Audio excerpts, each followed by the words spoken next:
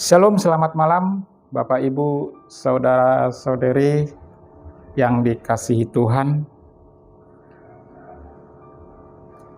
Kita membuka Alkitab kita dari 1 Tesalonika pasal 2 ayat 13 sampai dengan ayat yang ke-20. Sebelum kita membaca dan menerima firman Tuhan, kita bersatu di dalam doa. Kita berdoa. Terima kasih ya Allah, karena di malam hari ini Engkau berkenan mempersatukan kami di dalam ibadah keluarga jemaat sektor 1, 2, dan 3. Kami bersehati dalam doa dan pembacaan Alkitab serta perenungannya. Teduhkan pikiran kami dan tentramkan hati kami. Biarlah sabda Allah menguasai hati dan pikiran kami. Bersabdalah ya Tuhan, sebab kami telah sedia untuk mendengar. Inilah doa, permohonan, dan syukur kami. Di dalam nama anak-Mu Tuhan Yesus Kristus, firman yang hidup. Amin.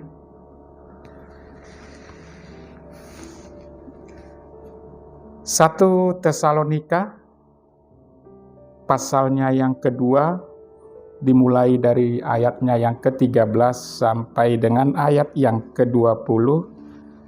Saya akan bacakan bagi kita semua.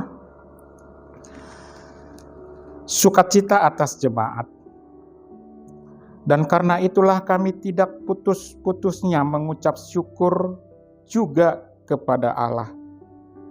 Sebab kamu telah menerima firman Allah yang kami beritakan itu. Bukan sebagai perkataan manusia, tetapi dan memang sungguh-sungguh demikian sebagai firman Allah yang bekerja juga di dalam kamu yang percaya.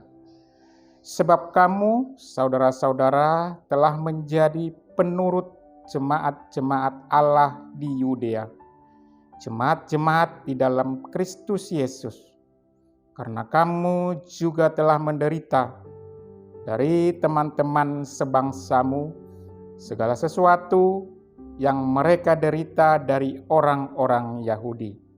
Bahkan orang-orang Yahudi itu telah membunuh Tuhan Yesus dan para nabi dan telah menganiaya kami. Apa yang berkenan kepada Allah tidak mereka pedulikan, dan semua manusia mereka musuhi. Karena mereka mau menghalang-halangi kami memberitakan firman kepada bangsa-bangsa lain untuk keselamatan mereka. Demikianlah mereka terus-menerus menambah dosa mereka sampai genap jumlahnya, dan sekarang murka telah menimpa mereka sepenuh-penuhnya. Tetapi kami, saudara-saudara yang seketika terpisah dari kamu, jauh di mata, tetapi tidak jauh di hati, sungguh-sungguh dengan rindu yang besar telah berusaha untuk datang menjenguk kamu. Sebab kami telah berniat untuk datang kepada kamu. Aku, Paulus, malahan lebih dari sekali, tetapi iblis telah mencegah kami. Sebab siapakah pengharapan kami atau sukacita kami atau mahkota kemegahan kami di hadapan Yesus Tuhan kita pada waktu kedatangannya, kalau bukan kamu?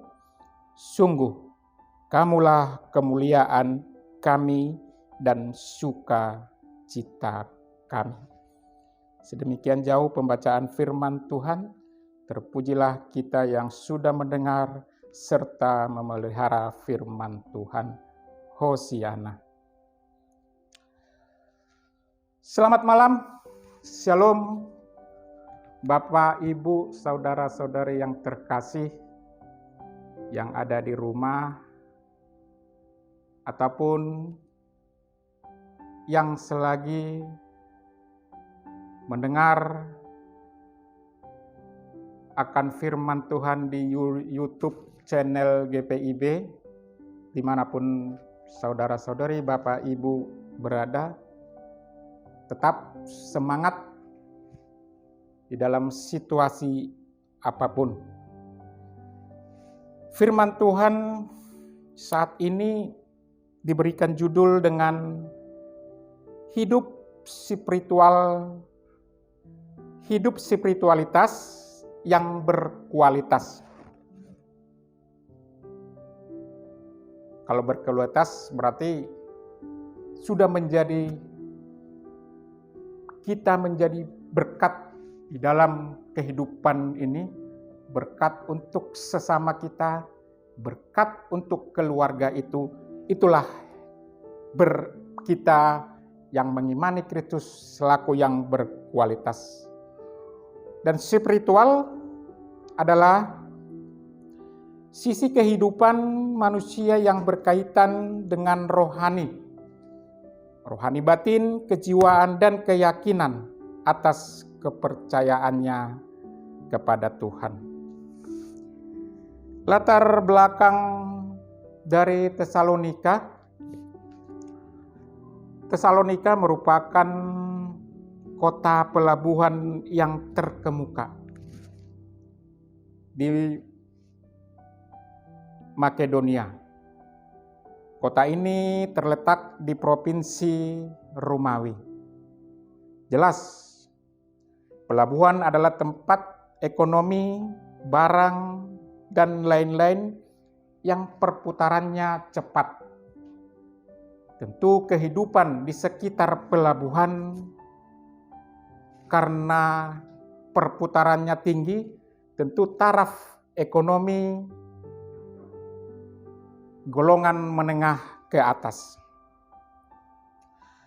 Tesalonika untuk pertama kalinya menerima pemberitaan Injil dari Paulus.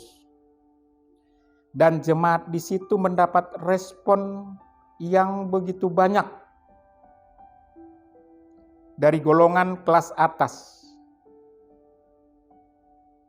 Mari kita baca di Kisah Para Rasul pasal 17 ayatnya yang keempat. Beberapa orang dari mereka menjadi yakin dan menggabungkan diri dengan Paulus dan Silas, dan juga sejumlah besar orang Yunani yang takut kepada Allah, dan tidak sedikit perempuan-perempuan terkemuka. Mereka menerima akan pemberitaan firman Tuhan yang dibawakan oleh Paulus. Dan karena para pengikut Paulus berasal dari golongan atas, pemerintahan pun merasa perlu untuk melakukan tindakan tegas untuk menghentikan penyebaran firman Tuhan. Maka para penguasa tersebut ditangkap dan dituduh tidak patuh pada kaisar. Tetapi hal tersebut tidak menyurutkan semangat jemaat pada saat itu untuk belajar mengenal akan Kristus, untuk menerima akan kebenaran firman Kristus. Bapak, Ibu, saudara-saudari yang dikasihi Tuhan, saat ini firman Tuhan ingin mengajarkan kepada kita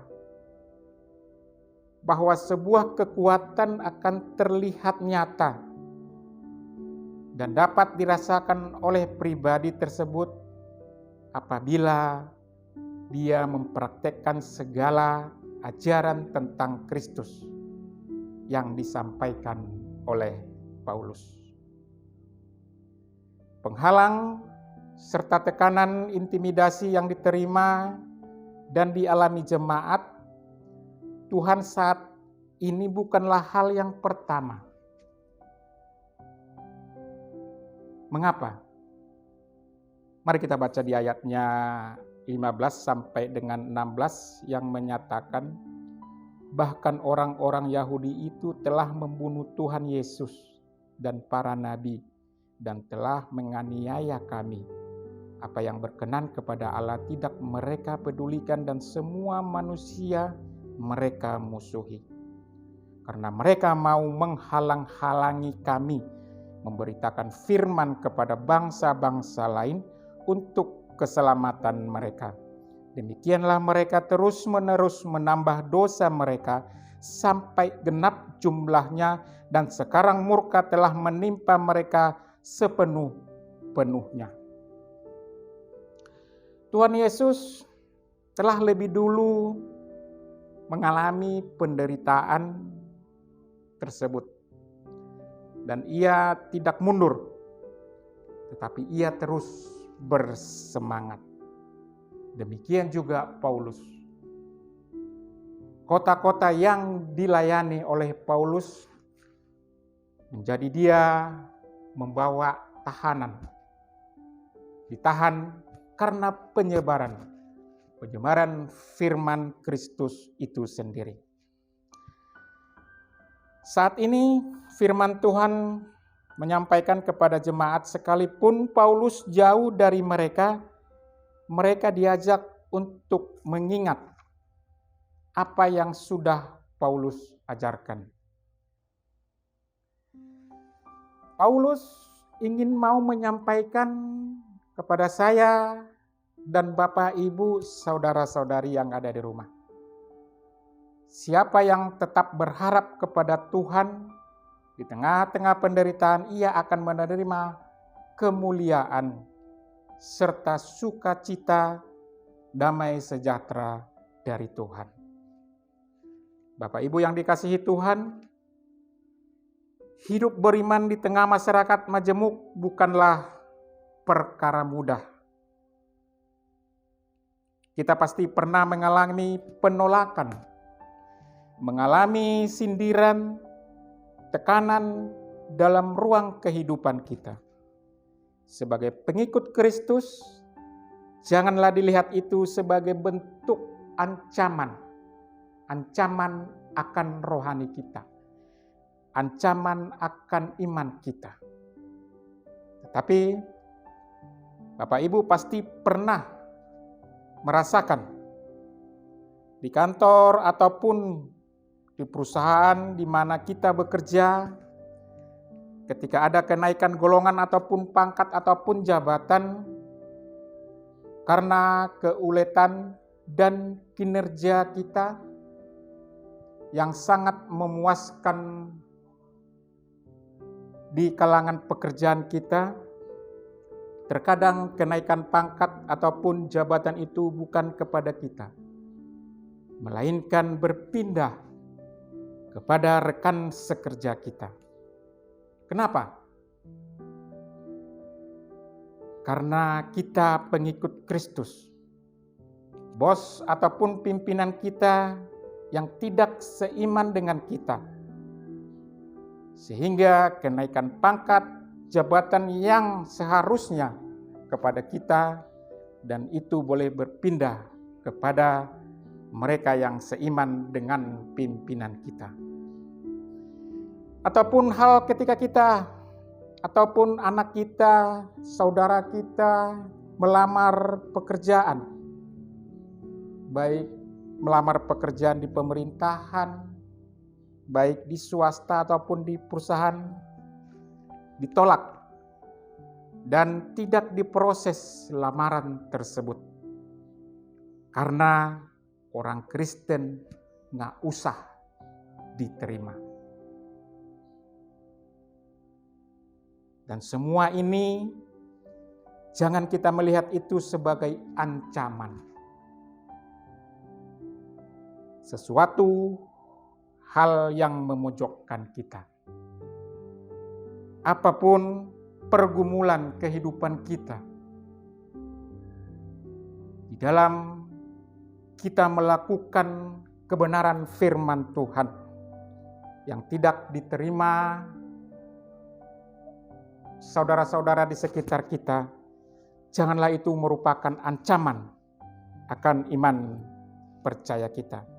Tetapi bagaimana kita mau menghargai pola pikir mereka yang seperti itu. Dan bagaimana kita mengenal pribadinya.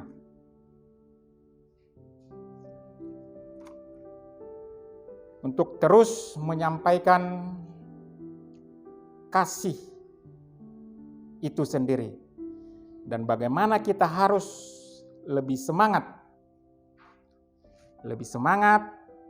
dan semakin iman kita bertumbuh.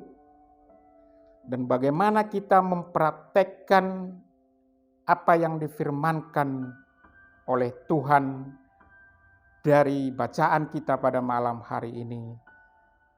Kitab 1 Tesalonika pasal 2 ayat 13 sampai dengan yang ke-20. Firman Tuhan menyampaikan kepada kita untuk tetap setia. Setia apa yang kita kerjakan dan juga berserah.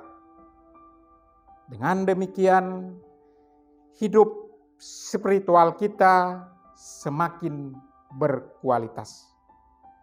Karena kita mampu melihat segala sesuatu, keadaan yang kita hadapi saat ini, karena pimpinan dan kasih Tuhan. Maka teruslah berproses dan mempraktekkan segala cara yang diberikan Tuhan kepada kita di dalam ruang kehidupan kita, dimanapun Tuhan menempatkan kita di bumi ini. Terima kasih. Tuhan Yesus memberkati kita.